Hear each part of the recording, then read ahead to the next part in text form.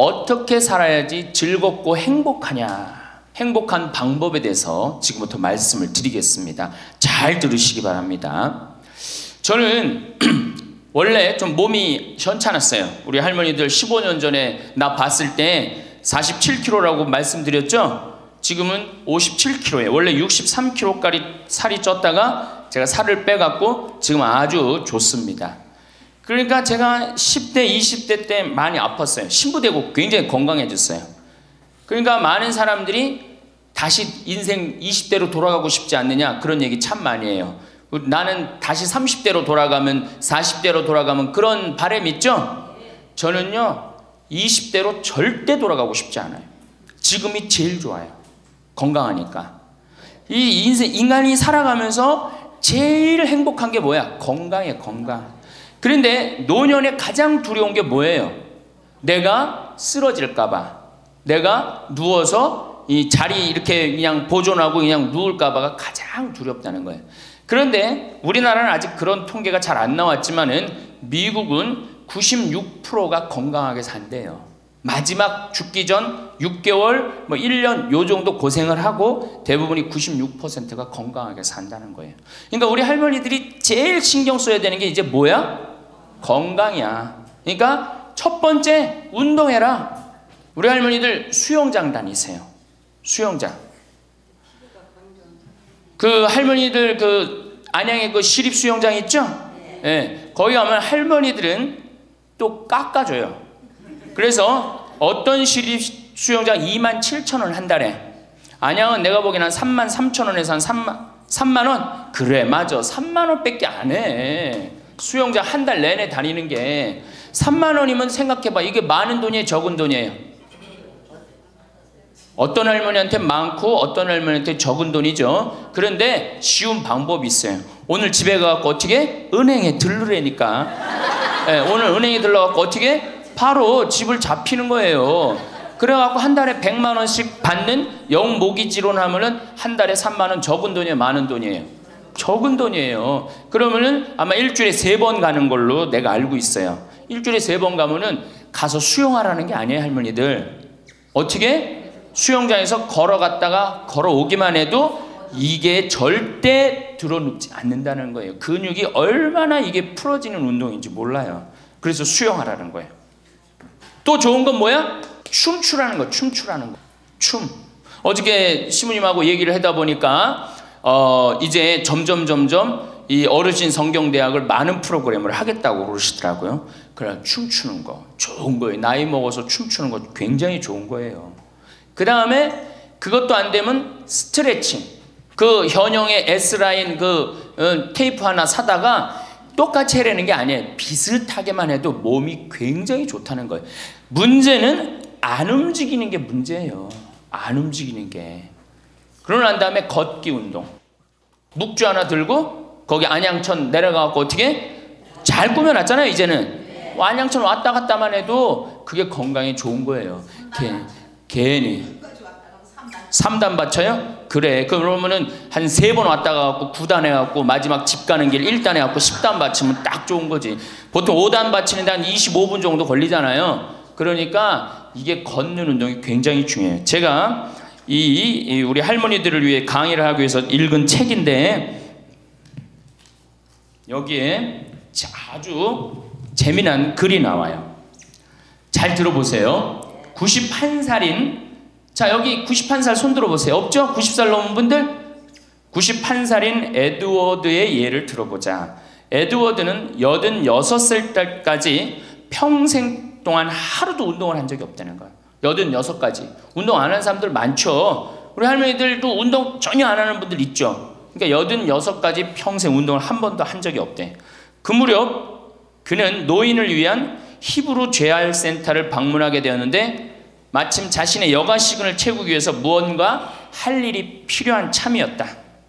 그는 건강한 삶이라는 노인을 위한 웨이트 트레이닝을 중심의 운동 프로그램을 등록하게 됐다. 웨이트 트레이닝이 뭐냐면은 엽기 들고 이러는 거, 그런 거예요. 할머니 예도 나와요. 할머니 예도. 86살 먹은 할머니 예도 나오는데 어쨌든 비록 그는 말초신경 장애로 인해서 다리 감각을 많이 상실한 심각한 상태였어. 99이면 생각해봐. 다리도 쩔뚝거리고 걷고 그렇겠죠? 그러니까 말초신경이 다 무너진 상태야. 일주일에 3번씩 다리 밀기 하는 거 있어요. 다리 밀기 하는 거, 무릎 뻗기, 다리 구부리기, 그 다음에 가슴 밀기, 이걸 기구 운동을 한 거야. 그러니까 그 웨이트 트레이닝을 한 거죠. 그는 다리 통증이 있어서 다리 밀기 기구는 한 번에 한 다리씩만 했어. 2다리를 못하고 한 다리씩만 했어. 남들이 보면 바보 같았겠죠. 그는 몇 살이든지 더 강해지고 더 좋아질 수 있어요. 운동을 시작하면서 기분이 좋아졌고 강해졌어요 라고 이야기합니다. 일단 시작하면 활력으로 가득 차게 될 것입니다.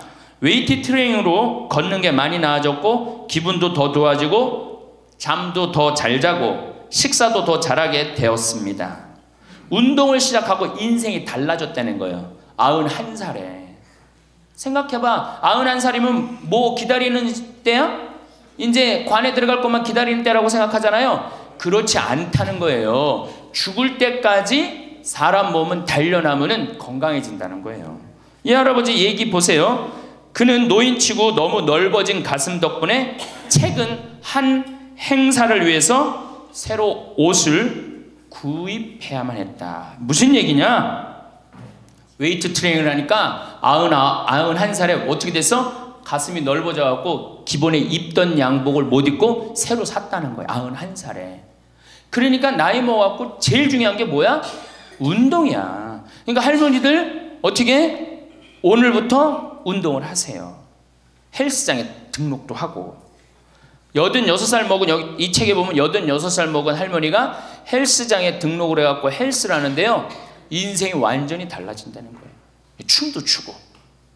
그러니까 우리 할머니들 어떻게? 수영장, 춤, 스트레칭, 걷기. 돈 없으면 걷기, 돈 없으면 걷기, 돈 좀 있으면 수영장, 집 하나 잡히면은 헬스장 등록할 수 있는 거예요. 그래서 건강처럼 우리 인생에 좋은 게 없어요. 이런 걸 해다가 죽어야지 꼴까닥 죽는 거예요. 꼴까닥 그냥 죽어요? 절대 그냥 꼴까닥 죽지 않아요. 아무것도 안 하면은. 근데 이걸 계속 하다면은 마지막에는 근력이 다 떨어질 때는 그냥 일본에서 그래요. 팽팽하게 산다는 거. 고무줄을 한번 생각해봐. 고무줄 쫙 늘어뜨려. 굉장히 팽팽하죠? 어느 순간에 이게 다 되면 어떻게 돼? 딱 끊어진다 그래. 그래서 일본에는 고무줄처럼 팽팽하게 살다가 죽을 땐 탁 끊어져서 죽듯이 그렇게 죽지 않은 운동이 있어요. 일본도. 그러니까 나는 우리나라는 무슨 운동? 꼴까닥 운동. 꼴까닥 운동을 난 하고 싶어요. 꼴까닥 죽고 싶으면 수영도 하고 춤도 추고 스트레칭도 하고 걷기도 하고 헬스도 하라는 거예요. 체조 좋죠. 그래서 우리 할머니들 노년의 가장 행복의 첫 번째 조건이 뭐다? 운동을 해라. 다리를 끌고 다닐 수 있으면 끌고 다닐 수 있을 때까지 끌고 다녀야 돼요. 성당 어떻게 평일 미사 열심히 나가세요. 얼마나 중요해요. 지금 내 이제 하느님한테 곧 갈 때 아니야. 그러니까 하느님한테 잘 보여야 돼, 안 잘 보여야 돼? 그렇죠? 그럼 평일 미사, 주일 미사 말할 것도 없고. 가능한 한 며느리하고 사는 할머니들은 가능한 한 어떻게? 집을 벼주는 게 며느리를 위해서 좋은 거예요. 관계도 좋아져요. 자꾸 보면 관계가 나빠지는데 가끔 보면 좋아지게 돼 있어요. 그리고 이런 노인 어르신 성경대학 나왔고 전심도 해결하고 들어가고 1박 2일 이렇게 나온 며느리 얼마나 좋겠어. 그렇죠? 자, 두 번째. 우리나라 사람들이 진짜, 우리나라 할머니들이 진짜 못하는 게 뭐예요? 봉사예요. 미국은 노인이 3,300만인데 대부분이 봉사활동을 한다는 거예요. 심지어는 봉사활동 단체에 등록된 인원이 4천만 명이라는 거예요. 인원은 3,300만 명인데 등록된 인원은 4천만 명이라는 거. 한 군데만 봉사한다는 거 아니죠. 2군데, 3군데 봉사한다는 거예요. 그러니까 미국은 노인들 때문에 돌아간다는 거예요. 노인들 때문에. 근데 우리나라는 노인들, 봉사하는 노인들이 몇 명이나 돼요. 그러니까 우리가 그만큼 이기적으로 사는 거예요. 내 자식, 내 새끼 우리 집만 생각하는 거지 우리 전체 사회를 생각하지 않는 거야. 아니 65세 넘어갖고 뭘 또 내 자신, 내 집, 내 새끼를 생각해. 이제는 좀 살 만큼 이 세상 얻어먹을 만큼 다 얻어먹었잖아. 세상에서 누릴 만큼 다 혜택을 누렸잖아요. 그러니까 이제는 어떻게 하고 돌아가야 돼? 되돌려주고 돌아가야지. 저는 제가 경복궁을 갔는데 그 얘기도 조금 있으면 말씀드리겠지만 할아버지 한 분이 나와서 해설을 하시는 거예요. 봉사하시는 거예요. 그러니까 일본어로 하시더라고. 일본 사람들 오니까 일본어로 저기 막 봉사활동 하는 거예요. 아, 너무 멋있어요. 그러니까 우리 할머니들도 내가 봉사활동, 독일은 할머니들이 이 인형 눈 붙여갖고 3천만 달러를 모았어요. 3천만 달러면 300억이야. 눈 붙여갖고 어떻게? 우리는 눈 붙여갖고 돈 모으면 어떻게? 손자 용돈 주죠? 아프리카에 병원 짓는데 기부했어요. 그러니까 노년이 돼갖고 얼마나 의미 있게 살 수 있어. 봉사활동 할 수 있는 거. 그러니까 우리 할머니들 봉사활동 하십시오. 이 우리나라 그제도 말씀드렸지만 자식한테 매달려서 자식 걱정하는 게 70%가 넘어요. 그러니까 이제는 뭐 하셔요? 봉사활동 하세요. 봉사활동. 성당에서도 나와갖고 주보 접기 뭐 할 일 얼마나 많아. 청소하기, 성당 꽃밭 가꾸기, 그 다음에 화분 이렇게 꾸며갖고 우리 여기 지금 한 분 들어와서 사시는 회장님이 계셔요. 나이가 한 75 되셨는데 이 허브를 가꾸셔갖고 지금 여기 어저께 우리 자매님들한테 제가 보여줬죠? 할아버지 한 분이 그 허브를 가꾼 거예요. 우리 생태마을을 얼마나 근사하게 만들어놨는지 몰라.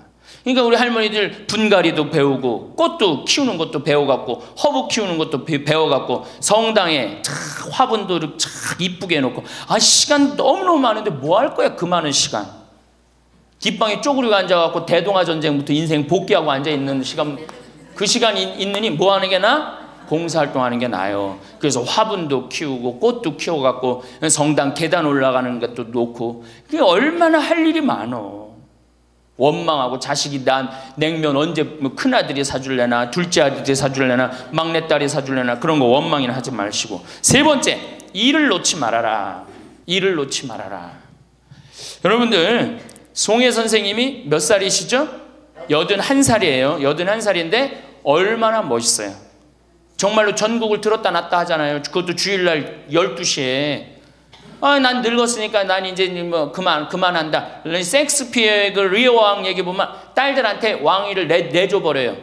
그래갖고 어떻게 돼? 완전히 그냥 뭐 인생 쪼그라지는 거예요. 이제는 젊은 사람들한테 자리를 내준다 그런 생각할 필요 없어요. 뭐 자리를 내주긴 내줘. 나이를 먹으면 나이를 먹는 만큼의 일이 있는 거예요. 이번에 94살 먹은 구당 선생님이 추석 때 여러분들 침하고 뜸하고 강의하는 거 보셨죠?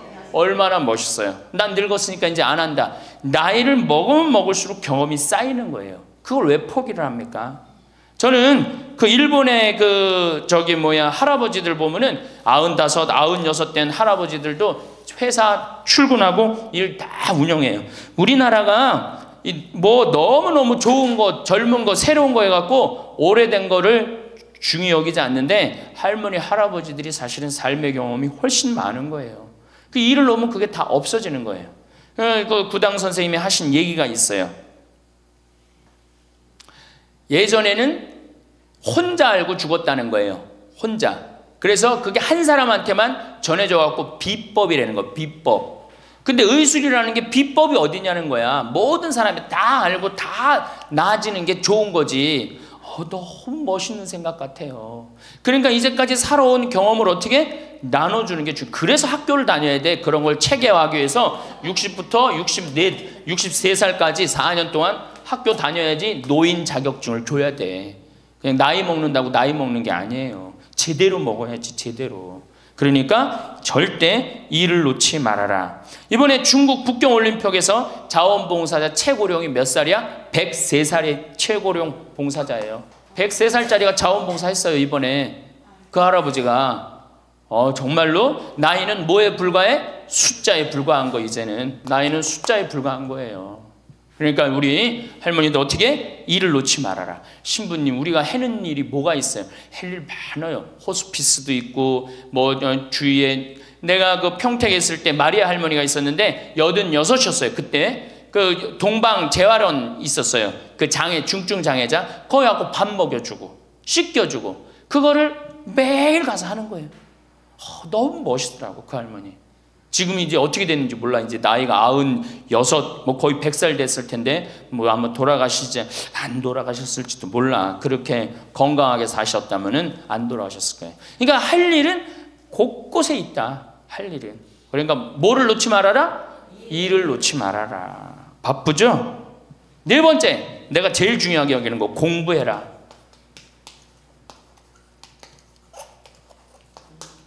나이 먹으면은 공부할 생각을 안 해요.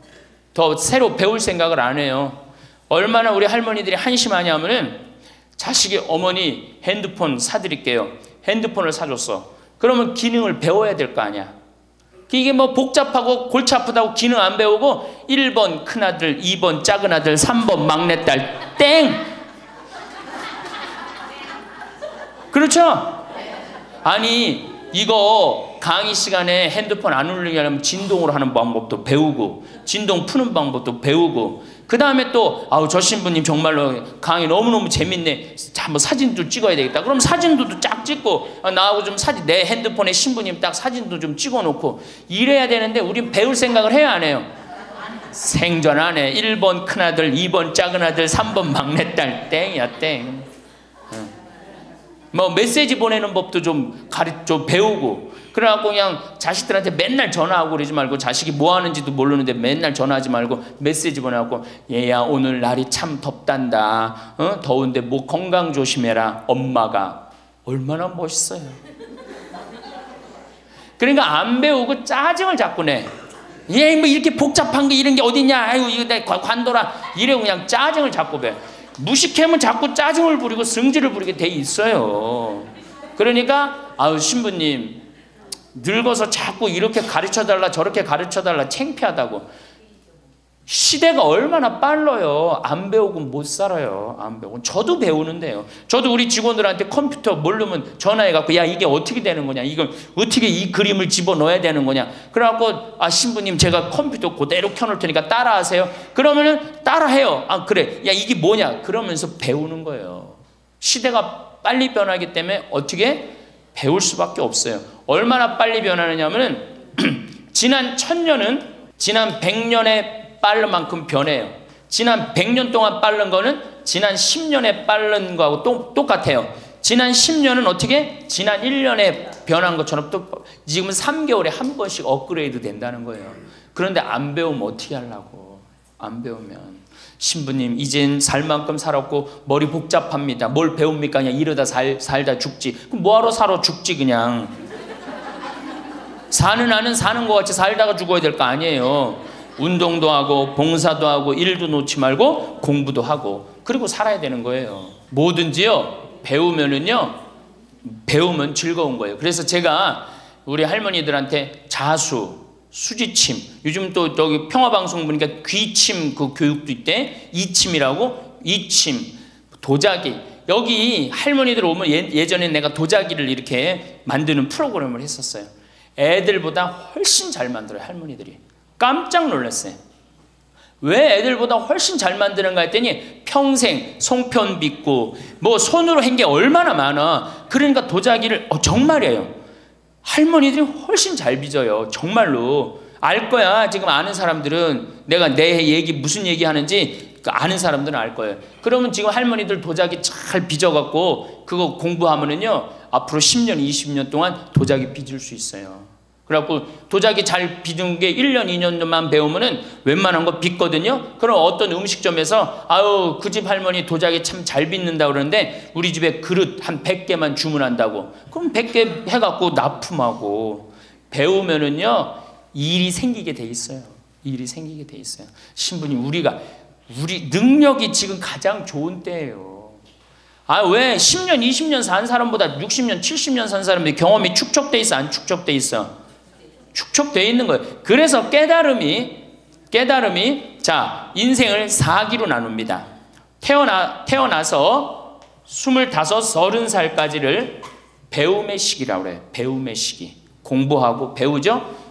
이게 1기야. 인생의 1기. 30살서부터 50살까지는 사는 시기야. 사는 시기. 예.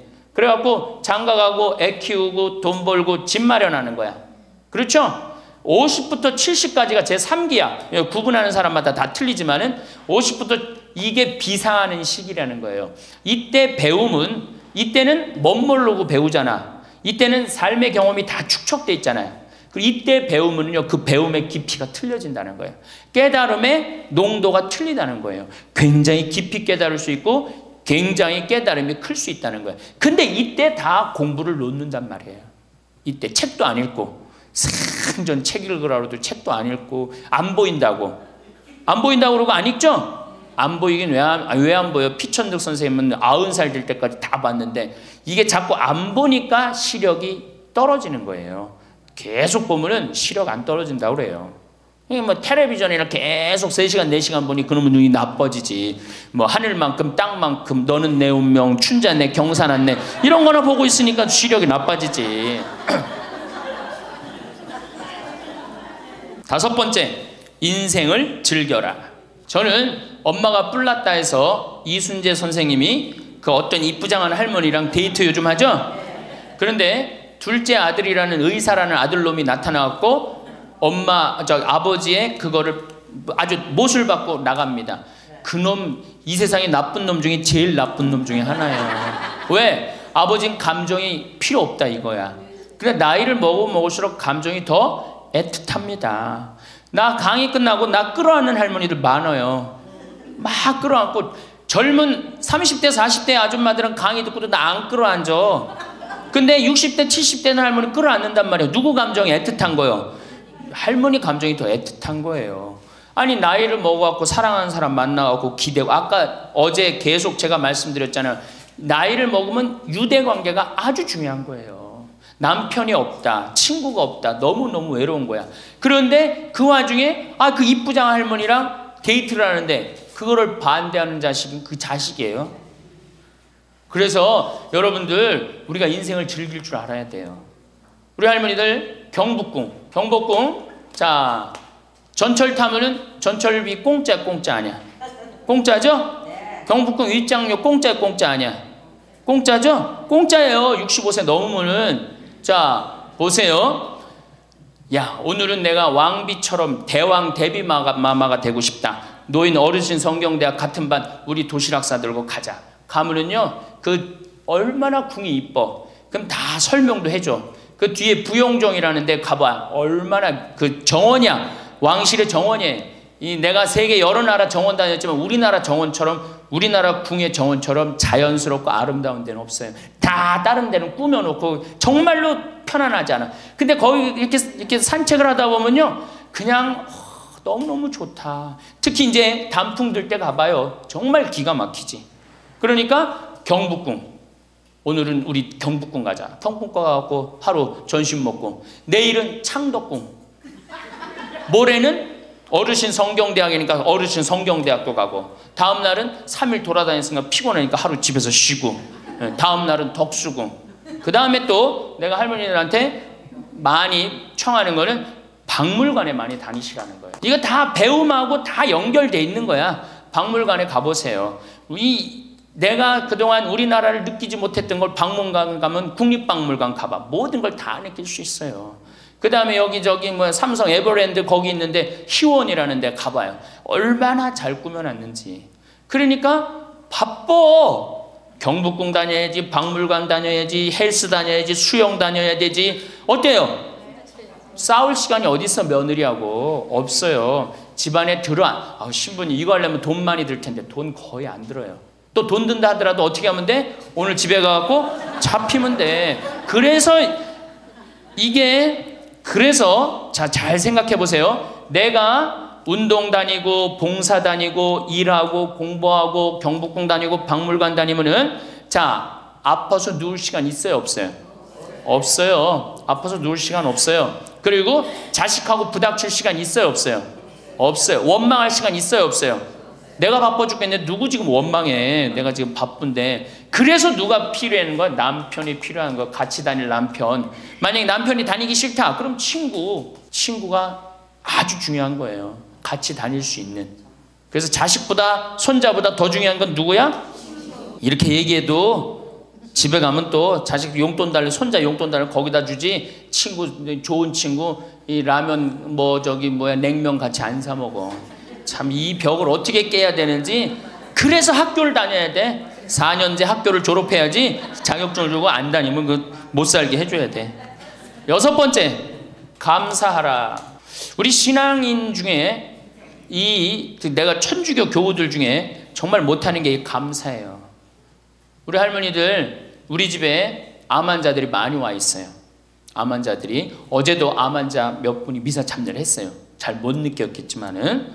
그런데 저기 순천, 전주에서 오신 분들, 순천에서 아주 증세가 안 좋은 자매가 하나 왔어요. 아주 뭐 얼굴이 새카매, 간이 안 좋아갖고 얼굴이 새카매. 남편도 나한테 와갖고 신부님 소식을 들었는데 여기 오면 좋다고 그래서 왔다. 신부님만이 우리를 살려준다. 내가 무슨 재주가 있어서 살려줘? 나는 살려줄 능력 없어요. 그런데 왔는데 그 자매를 봤는데 우는 거예요. 너무 아프니까 계속 우는 거예요. 그런데 내 강의를 몇 번 들어보고 주위에 암 환자들 보니까 암 환자들이 깔깔깔깔 웃는 거야. 그러니까 나한테 그 얘기를 해요. 로엘라 자매님, 신부님 너무 이상하다고. 저 암에 걸렸는데 왜 웃느냐고. 저 자매들은 난 아파 죽겠는데 난 밥도 못 먹고 토하고 그러는데. 그래서 내 강의에 중요한 게 뭐야? 기뻐하라, 감사하라야. 자매님 지금 살아있는 것 자체만 해도 지금 은총이다. 죽으면 하나님한테 가는 것도 은총이고, 내가 울면서 하루를 지내느냐 웃으면서 하루를 지내느냐 굉장한 차이가 있다. 얼마나 자매님 이렇게 암이 걸렸어도 이렇게 경치 좋은 데서 와서 해주는 밥 먹고 사는 사람이 몇 명이나 되느냐. 그것도 남편 시중, 극진하게 남편이 모시더라고요. 이렇게 남편 시중 극진하게 들고. 이게 지금 감사할 일이 지금 울 일이냐. 자매가 한 일주일 지나더니 신부님 밥을 먹을 만하다는 거예요. 밥을. 그리고 이제 한 2주일 있다가 항암 치료를 하러 갔어요. 그 병원에서 유명하대. 항암 치료하면 토하고 울고 토하고 우는 거. 그래서 의사 선생님들이 지나가면서 본대요. 일주일이 있는데 자매가 왔어요. 자매가 와서 나한테 이제 한 1시간 동안 얘기를 했어요. 신부님, 내가 이번에 기적을 체험했다는 거예요. 그럼 무슨 기적을 체험했냐니까, 내가 여기 이 평창의 생태마을에 오기 전까지는 감사라는 걸 몰랐대요. 근데 가만히 생각해 보니까 이 좋은 남편의 좋은 가정에 얼마나, 지금까지 살아 50이 넘었으니까 지금 살아온 것이 얼마나 감사한지 몰랐대. 그렇게 감사를 하고 웃기 시작하니까 몸이 덜 아프더래요. 그래갖고 병원에 갔는데 첫날 항암을 했는데, 항암을 하면 그렇게 토했대. 너무 아파갖고. 근데 첫날 항암을 했는데 안 토하더래요. 아프지도 않더래요. 그래서 참 신기했대요. 그 의사 선생님들 보고 맨날 나 죽으면 어떻게 하냐고 울었는데 의사 선생님들 보고 빵긋빵긋 웃었대, 본인이. 그러니까 그냥 의사 선생님들 이상하다고, 저 맨날 울던 저 자매가 저렇게 웃느냐고. 이틀째 항암을 했는데 그때도 안 토하더래. 안 아프더래. 6일 동안 항암을 했는데 안 토하고 안 아프더래요. 그래갖고 항암하고 난 다음에 하루를 병원에서 쉬어야 되는데 바로 평창에 온 거야. 여기가 좋다고. 왜? 사람이요, 감사하고 기쁘다 보면요 아픈 것도 없어지는 거예요. 짜증 부리고 신경질 부리면 병이 나한테 들어오거든요. 근데 내가 막 웃고 기쁘면요 병이 나가게 돼 있어요. 그래갖고 이제 우리 자매가 여기 있다가, 내가 여기 여름에는 사람이 너무 많이 오니까 좀 가 있으라고. 근데 얼마 전에 그 형제가 전화했어요. 신부님, 저 순천에 사는 누구입니다. 요즘 어떻게 됐느냐 그랬더니, 우리 마누라가요 얼마 전에 병원에 갔는데 암이 다 없어졌어요. 기적이지, 기적. 감사하냐 감사하지 않느냐에 따라서 건강도 결정되는 거야. 건강도. 그러니까 우리 할머니들 감사하세요. 그리고 여기 할머니들은 감사 안 할 수가 있는 할머니들이야. 지금 2달이로 이 평창까지 올 정도면 감사해 안 감사해? 본당 신부 잘 만나갖고 뭐 돈도 많이 대줬다며, 얘기 들어보니까. 돈도 많이 대주고 얼마나 좋아. 그리고 생각해봐. 어제 점심 저녁, 오늘 아침 저녁 해주는 밥 먹었잖아. 그렇죠? 맨날 내가 집에서 해 먹어야 되는데 해주는 밥 먹고 얼마나 감사해. 또 어젯밤에 이렇게 빈님이 오시는데 아침에 일어나니까 저 구름, 산에 걸려있는 구름 이뻐요 안 이뻐요? 그러면은 벌써 하느님한테 감사 찬양 100번은 더 했어야 될 거야. 하느님 감사합니다. 내가 비산동 성당 다녀갖고 이 좋은 성당에서 여기 1박 2일로 보내주고 밥 3끼 이제 먹었잖아. 밥 3끼 공짜로 먹여주시고 감사합니다. 감사합니다. 입만 열면 뭐 해야 돼? 감사합니다 해야죠. 그러면은 건강한 거예요. 건강한 거예요. 예, 그러고 살아야 돼. 그리고 집에서도 자식들 앞에서 입만 열면 뭐 해야 돼? 감사하다. 니네들 건강하고 나도 건강하고 감사하다. 그냥 냉면 안 얻어먹은 거 이런 것만 원망하지 말고.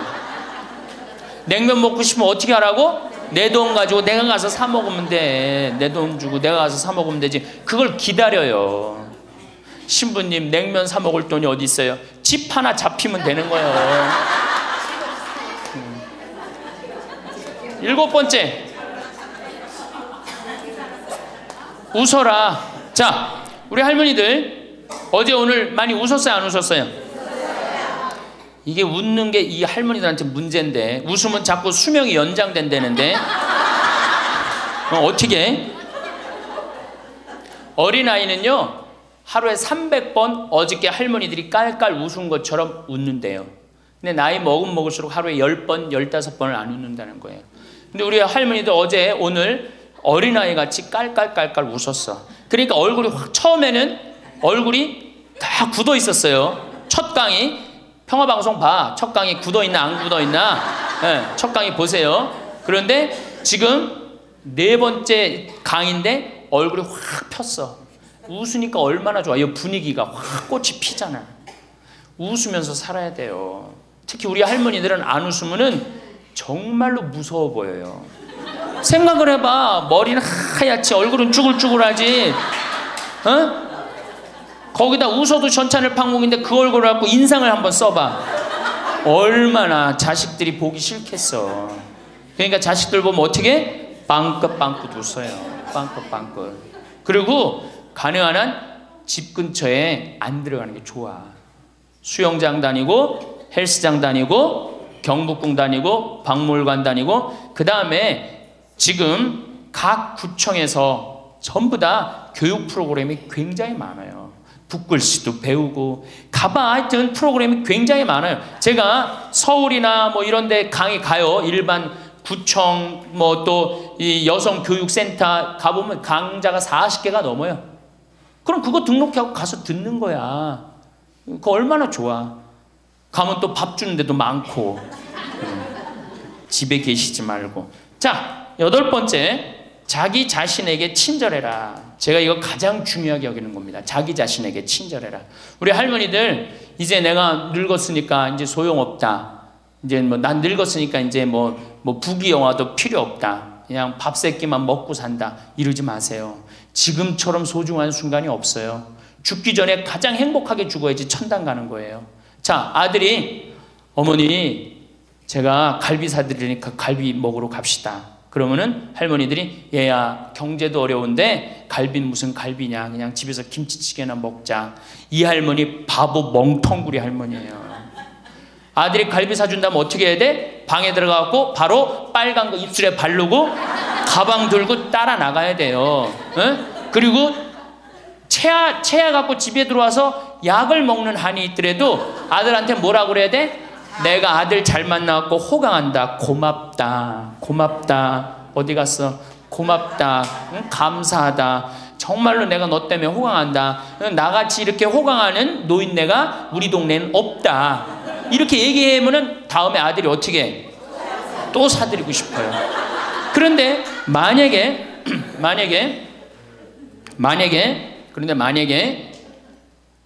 나는 먹으러 가기 싫다. 그리고 또 뭐가 꼬이는 게 있어갖고 더 화가 나면은 더 어깃장을 놓죠? 그러면 다음에 갈비 먹으러 갈 때, 자, 가자. 그러면은, 우리끼리 가자. 그러면 손자가, 할머니도 같이 가야지. 할머니 그거 싫어해. 우리끼리 가자. 그리고 간단 말이야. 자, 그리고 이제 그 소리를 들으면 또 어떻게 돼? 또 열받잖아. 스스로 무덤을 파지 마세요. 이번에 5월달에 우리 둘째 형님이 효자라고 그랬죠? 둘째 형님이 그동안 큰 대기업에 다니다가 이제 나이가 먹으니까 쫓겨났어요. 쫓겨났는데 둘째 아들이 어머니 아버지 그동안 제가 회사 다니냐고 어머니 아버지 한 번도 모시고 제대로 여행도 못했으니까 쫓겨나자마자 처음 한 게 뭐야? 어머니 아버지 모시고 전국 여행 간 거예요. 전국 여행. 어머니가 전화를 했어요.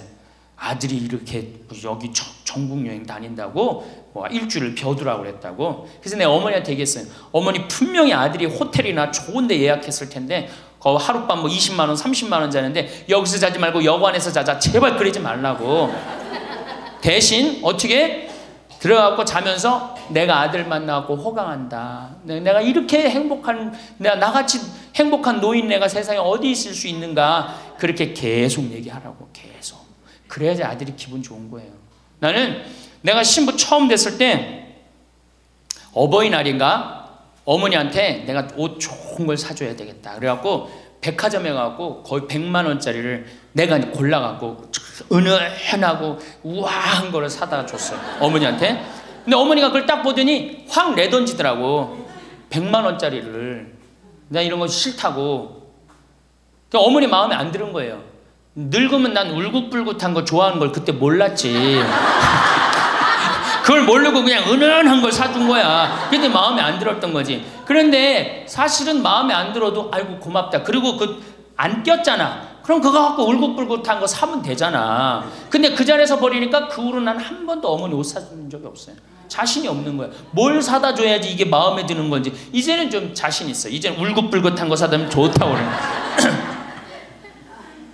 자기 자신한테 친절해야지 누구도 친절해? 자식도 귀하게 여기는 거예요. 재미난 얘기가 있잖아요. 어떤 엄마가 자기 아들을 막 때려. 야 이놈 자식 너 맨날 말도 안 듣고. 그럼 동네 아줌마도 에이 이놈아 너 왜 엄마 말 안 들어? 때리는 거예요. 내 자식 내가 때리면 누구도 때려. 남도 때리게 돼 있어요. 근데 내 자식 금에 오기야 키우면 다른 사람 못 때립니다. 똑같은 거예요.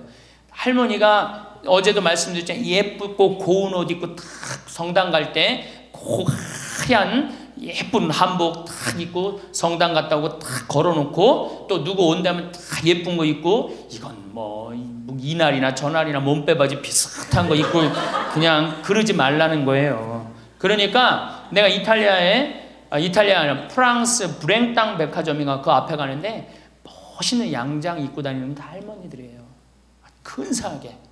근데 우리는 할머니들이 다 그냥 정말로 그 늙은 티를 내고 있는 거예요. 그러지 마시고 하얀 옷 이쁘게 치마도 깨끗한 거 다 다려입고 풀도 먹이고 매일 그러려는 건 아니지만은 성당 갈 때 그렇게 하고 집에 와서 딱 걸어놓고 그렇게 자기 자신한테 귀하게 친절하게 해야지 인생이 값이 있는 거예요. 가치가 있는 거고. 아셨죠? 아, 내가 또 하나 빼먹은 거 있다. 운동할 때 목욕탕 다녀라. 나이 먹어갖고 건강에 아주 좋은 건 목욕이에요. 목욕. 그래서 어제 샤워해라. 어저께 구리성당에 베드로 대학에 매일 샤워해라 그랬죠? 목욕탕 다니세요. 피부도 고와지고 근육도 굉장히 많이 부드러워지니까. 그러니까 어쨌든 자기 자신한테 친절하면 돼. 아, 신부님 너무 이기적이지 않느냐? 봉사활동 있잖아. 봉사하고 자기 자신한테 사랑하고 이렇게 살아갈 때 인생이 찬란한 거예요. 9번째, 신앙생활을 해라. 자, 이제 삶을 정리하는 시기야. 그렇죠? 삶을 정리하는 시기야. 삶을 정리하는 시기니까 이제 하느님을 믿고 하느님을 의지하고 살아가는 거 중요한 거예요. 그리고 사실은 우리 할머니들 지금 70, 80, 40면서 다 누구 은총이야? 하느님 은총이에요. 지금 우리 숨 쉬는 거, 공기 마시는 거, 여기 공기 달죠? 이 다른 공기 마시는 거 누구 은총 덕분이야? 하느님 덕분이에요. 그러니까 하느님 덕분이니까 어떻게? 하느님께 이제 남은 인생 감사하면서 사는 거예요. 그러니까 이 신앙생활, 하느님이 이제 묵주기도도 열심히 하시고 미사참여도 열심히 하시고 그리고 어제도 말씀드렸지만 돌아가실 때 제발 자식한테 재산 남겨놓고 돌아가지 마세요. 어떻게 하세요? 하느님의 영광을 위해서 가난하고 헐벗고 불쌍한 이들을 위해서 봉헌하고 가세요. 그렇게 봉헌하고 가셔야지. 그 김남호 박사님이라고 우리 천주교 교우인데 한 7, 8, 거의 10년 전에 돌아가셨는데 300억, 의사 선생님인데 300억 봉헌하고 가셨잖아요. 저는 그 선생님이 살아생전에도 대단하셨지만은 돌아가시면서도 너무 훌륭하게 돌아가신 거예요. 자식한테 재산 하나 더 물려준다고 그래봤자 그거 갖고 싸우기나 하고 감사하지도 않아. 10번째, 세계 평화를 위해 기도해라. 너무 대단한 얘기를 해죠. 세계 평화를 위해 기도해라. 우리 할머니들 어제도 미사여물 들어오는 거 보니까 어떻게? 손자를 위하여, 뭐 자식을 위하여. 제발 그러지 마시고 이제는 전쟁이라 하면 하느님, 성모님이 그러잖아요. 전쟁 없애기 위해서 기도해라. 세계 가난한 이들을 위해서 기도해라. 그러잖아요. 그러니까 우리 할머니들 이제는 항상 누구를 위해서 기도해? 세계 평화, 세계의 구원을 위해서. 이젠 70쯤 됐으면 세게 놀아야 될 거 아니야. 크게 놀아야 될 거 아니야. 세계의 평화를 위해서, 세계의 구원을 위해서. 우리 성모님이 늘 세계 구원을 위해서 기도하라고 그러잖아요. 그리고 우리 신부들 위해서 기도하고. 그러니까 기도를 적어놔. 1번 이거 저기 뭐 방송에 뭐 누구 이름 하면 안 된다고 그러네. 본당 신부 위해서. 2번 세계 구원을 위해서. 3번 사제들을 위해서. 4번 기억하고 싶은 사람들 많잖아. 부모님을 위해서. 5번 자식들을 위해서. 6번 대통령 똑똑해지라고 기도하고. 이렇게 기도해놓고 아침부터 일어나고 딱 기도 지향을 두고 기도를 해두면요, 얼마나 자신이 소중한 사람이고 중요한 일을 한다는 걸 안다는 거예요. 우리 할머니들, 자 다시 한번, 이거 뭐 다 기억 못하겠지만, 뭐 해라? 운동해라. 뭐 해라? 공사해라. 뭐 해라? 일을 놓지 말아라. 뭐 해라? 공부해라. 그 다음 인생을 즐겨라. 아주 중요한 거예요. 그 다음에 감사해라. 웃어라. 자기 자신에게 친절해라. 신앙생활을 해라. 세계 구원을 위해 기도해라. 총정리합니다. 자, 21세기는 누구의 시대다? 노인의 시대다. 노인의 시대다. 의술이 발달해갖고 이제는 보통 100년을 산다. 100년을 사니까 우리 할머니도 앞으로도 30년, 20년 남아있다. 30년, 20년 남아있는데 외롭고 쓸쓸하게 살면 안 된다. 그래서 누가 필요하다? 친구가 필요하다. 자, 이제 30년 남아있는 오래 사는 나를 돌볼 사람은 아무도 없다. 돌볼 사람은 오로지 누구밖에 없다? 나밖에 없다. 그러니까 냉면이 먹고 싶으면 나 지금 냉면 먹고 싶은 거 누구만 한다? 나만 한다. 그러니까 누구한테 누가 사줘야 된다? 나한테 내가 사줘야 된다. 냉면 먹고 싶으면 어떻게? 내 돈 가지고 내가 가서 사 먹으면 되는 거예요. 그래갖고 돈 있는 대로 다 쓰다가 죽을 땐 통장에 얼마만 남겨놓고 죽어라? 500만 원만 남겨놓고 죽어라. 그리고 돈을 쓰면 돌아다니게 돼 있고 움직이게 돼 있어요. 그렇죠? 그리고 죽을 땐 어떻게 죽어라? 꼴까닥 죽어라. 이것만 외우면은 할머니들 외롭지 않게 사실 거예요. 그러니까 어르신 성경대학 끝까지 다니시고 늘 즐겁게 사시고, 그리고 자식이 없다 이렇게 생각을 하셔야지 며느리가 스트레스 안 받는 거예요. 며느리 이거 챙겨나고 저거 챙겨나고 뭐 섭섭하고 뭐 기억하고 이거 있으면 며느리 못 살아요. 우리 어머니 바빠갖고 며느리가 있는지도 없는지도 모르고 살아. 그럼 며느리가 얼마나 엄마가 좋겠어, 시어머니가. 안 그래요? 그냥 며느리 아들만 그냥 평생 쳐다보고 살고 있어. 그냥 눈 그냥 아들 지나가면 아들 이렇게 하는, 며느리 지나가나 보다 이러고. 그러면 얼마나 불편하겠어요. 우리 어머니가 그래요. 우리 어머니 구경하기가 힘들어요. 바빠서. 나보다 훨씬 바빠요. 나보다. 세상에 나보다 바쁘니 얼마나 바쁜 거야. 아버님도 아침에 딱 나가고 동네 노인정 다니시고, 지금 이제 소백산 저 송이 따러 가시고, 그렇게 살아야지 스트레스를 안 받는 거예요. 그래서 여러분들, 교황님이 뭐라 그러셔? 돌아가시면서 나는 행복했습니다. 여러분들도 행복하십시오. 자, 끝으로 은총. 저는 내가 비산동에 있을 때도 그랬어. 내가 이렇게 미사를 봉헌하다 보면 어떤 자매가 앉아있으면 기분이 너무 좋아. 미사 봉헌할 때. 그 자매 은총 가득한 자매예요. 또 내가 이렇게 집 질 때, 능평성당에서 집 질 때 어떤 형제가 나타나면은 집 짓는 일이 빨리빨리 진행이 돼요. 그 형제 무슨 형제야? 은총 가득한 형제. 남에게 기쁨을 주는 사람이 은총 가득한 사람이에요. 그러니까 우리 할머니들은 은총 가득하고 행복한 삶을 사시기를 바라겠습니다. 감사합니다. 행복은 멀리 있지 않습니다. 그것은 우리가 매일 아침 눈을 뜨는 순간부터 시작되는 것입니다. 많은 분들이 삶의 어느 지점에 이르면 모든 것이 정해져 있고 변화는 불가능하다고 생각합니다. 하지만 진실은 그와 정반대입니다. 우리는 언제든 새로운 시작을 선택할 수 있고 원하는 삶을 만들어갈 수 있습니다.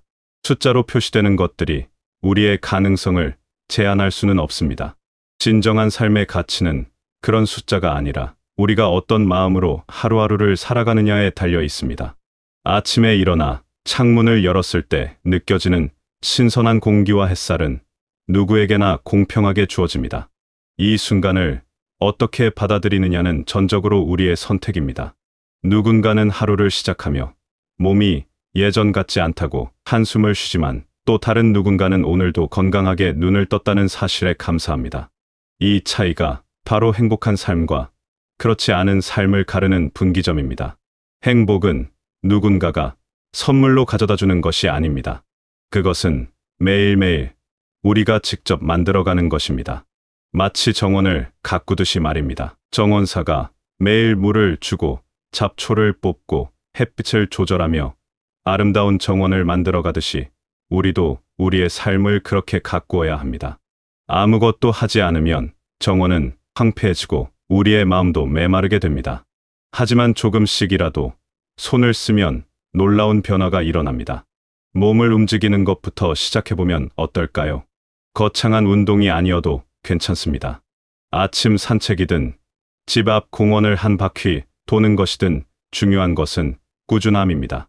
걷다 보면 계절의 변화가 느껴집니다. 봄에는 새싹이 돋아나고 여름에는 푸른 잎들이 무성하며 가을에는 단풍이 물들고 겨울에는 하얀 눈이 내립니다. 이 모든 변화를 온몸으로 느끼며 걷는 것만으로도 우리는 살아있음을 실감합니다. 땀이 배어나오면 몸속에 나쁜 것들이 빠져나가는 것 같고 숨이 가빠지면 심장이 힘차게 뛰는 것이 느껴집니다. 이것이 바로 생명력입니다. 운동을 하고 나면 몸이 개운해지고 마음도 가벼워집니다. 그 상태에서 무언가 새로운 것을 배워보는 것은 어떨까요? 배움에는 끝이 없습니다. 평생 배우지 못했던 악기를 배울 수도 있고 그림을 그려볼 수도 있습니다. 요리를 배워서 새로운 음식을 만들어 볼 수도 있고 노래를 배워 목소리를 가꿀 수도 있습니다. 처음에는 서툴고 어색하겠지만 그것이 바로 배움의 즐거움입니다. 조금씩 나아지는 자신을 발견할 때마다 느끼는 성취감은 무엇과도 바꿀 수 없는 기쁨입니다. 배움은 우리의 뇌를 깨어있게 합니다. 새로운 정보를 받아들이고 익히는 과정에서 뇌는 활발하게 움직입니다. 이것은 단순히 지식을 쌓는 것 이상의 의미가 있습니다. 우리는 여전히 성장할 수 있는 존재라는 것을 스스로에게 증명하는 일입니다. 배움을 통해 우리는 정체되지 않고 계속 앞으로 나아갑니다. 멈춰 있는 것이 아니라 변화하고 발전하는 존재로 남을 수 있습니다. 취미 생활도 빼놓을 수 없습니다. 좋아하는 일을 하는 시간은 그 자체로 치유입니다. 꽃을 키우는 것을 좋아한다면 화분을 돌보며 생명이 자라는 모습을 지켜보는 기쁨을 누릴 수 있습니다. 사진 찍기를 좋아한다면 카메라를 들고 아름다운 순간들을 포착하며 세상을 새로운 눈으로 바라볼 수 있습니다. 손으로 무언가를 만드는 것을 좋아한다면 뜨개질이나 목공예를 통해 창조의 즐거움을 맛볼 수 있습니다. 이런 활동들은 단순히 시간을 보내는 것이 아닙니다. 우리의 삶에 의미를 부여하고 매일을 특별하게 만드는 일입니다. 아무것도 하지 않고 TV만 보며 시간을 보내는 것과 좋아하는 활동을 하며 시간을 보내는 것은 완전히 다른 삶입니다. 전자는 삶이 우리를 끌고 가는 것이고 후자는 우리가 삶을 이끌어가는 것입니다. 우리는 삶의 주인이 되어야 합니다. 누군가에게 의존하는 존재가 아니라 스스로 선택하고 결정하며 행동하는 존재가 되어야 합니다. 그런데 이 모든 것을 가능하게 하는 근본적인 힘이 있습니다. 바로 긍정적인 마음입니다. 아무리 좋은 활동이라도 마음이 따라주지 않으면 오래 지속하기 어렵습니다. 반대로 긍정적인 마음을 가지고 있으면 힘든 일도 해낼 수 있고 어려운 상황도 극복할 수 있습니다. 긍정적인 마음은 마법 같은 힘을 가지고 있습니다. 긍정적이라는 것은 현실을 부정하거나 어려움을 외면하는 것이 아닙니다. 그것은 어떤 상황에서도 희망을 잃지 않고 좋은 면을 찾아내려는 태도입니다. 비가 오면 우산을 쓰고 걸으면 되고 추우면 옷을 따뜻하게 입으면 됩니다. 문제가 생기면 해결 방법을 찾으면 되고 실패하면 다시 시도하면 됩니다.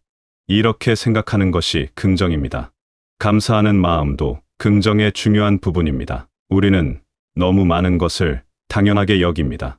아침에 눈을 뜰 수 있는 것도, 손발을 움직일 수 있는 것도, 밥을 먹을 수 있는 것도 모두 감사한 일입니다.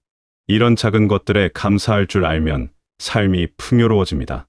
없는 것을 아쉬워하기보다 있는 것에 감사하면 마음이 채워집니다. 부족함을 한탄하기보다 충분함을 기뻐하면 행복해집니다. 웃음도 중요합니다. 웃음은 최고의 약입니다. 크게 웃으면 스트레스가 풀리고 면역력이 높아집니다. 웃을 일이 없다고 생각할 수도 있지만 웃을 일은 늘 있습니다.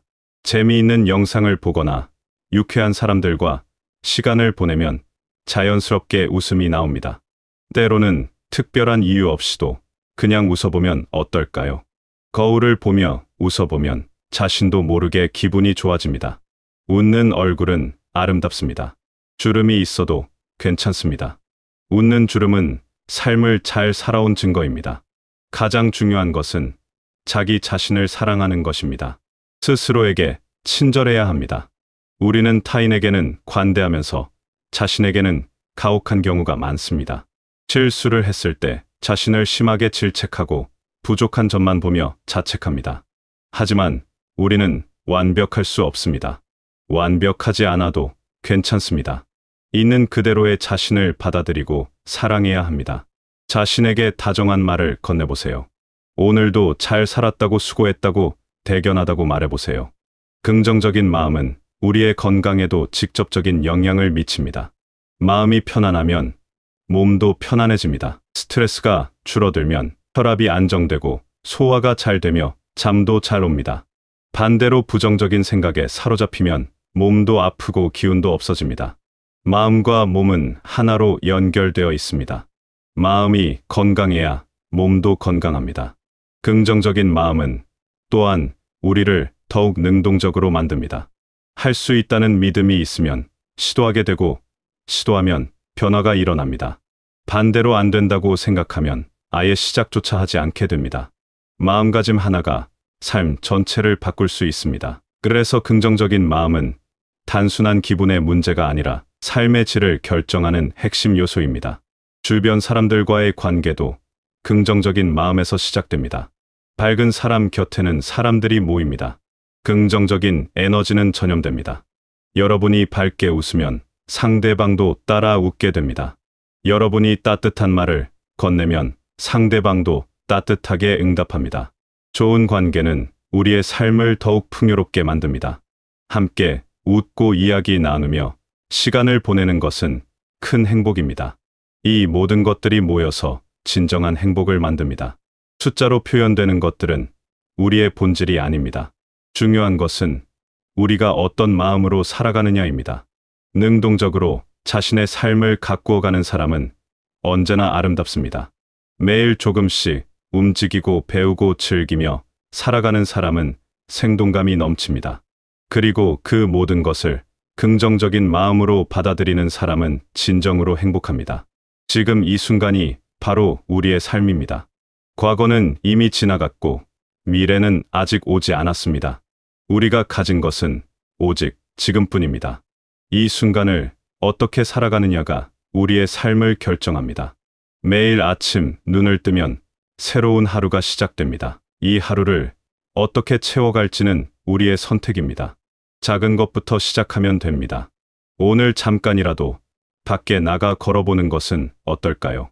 평소에 하고 싶었던 일을 한 가지만 해보는 것은 어떨까요? 누군가에게 따뜻한 말을 건네보는 것은 어떨까요? 거울을 보며 웃어보는 것은 어떨까요? 이런 작은 실천들이 모여서 큰 변화를 만듭니다. 변화는 하루아침에 일어나지 않습니다. 하지만 매일 조금씩 노력하면 어느새 큰 변화가 와 있습니다. 꾸준함이 중요합니다. 하루 이틀 하다가 그만두면 아무것도 변하지 않습니다. 하지만 꾸준히 계속하면 반드시 변화가 옵니다. 처음에는 힘들어도 습관이 되면 자연스러워집니다. 그리고 그것이 삶의 일부가 되면 없어서는 안 될 소중한 것이 됩니다. 우리는 모두 가능성을 가지고 있습니다. 새로운 것을 시작할 수 있는 용기와 변화를 만들어갈 수 있는 힘이 우리 안에 있습니다.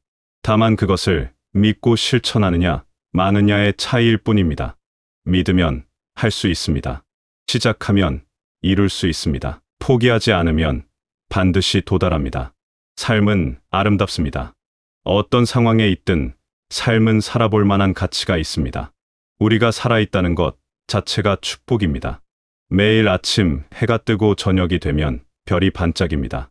계절은 돌고 돌며 자연은 끊임없이 변화합니다.